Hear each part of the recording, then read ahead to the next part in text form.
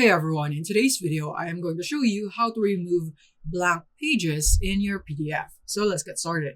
So first of all is that you need to go into ilovepdf.com and go for their PDF to Word feature, because we will need to convert our PDF to Word in order for us to remove blank pages. So in here, I'm just going to go with this sample right here. So I have my PDF here. I'm just going to go and drag it right here so that it will now be converted into Word right there.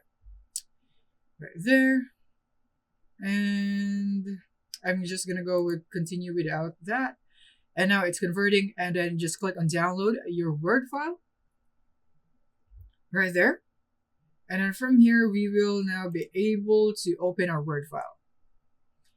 And now in here, as you can see, I have my blank pages right here. So to remove them is very simple. All I have to do is just basically select those pages just like so and press on the backspace key. And also this one, I'm just going to select this blank space right there and press the backspace key. And as you can see, I can easily remove the pages. So as long as we convert our PDF file into Word, we will be able to freely edit, remove anything that we would want right here on our PDF file. So yeah, that is basically how you can remove the blank pages.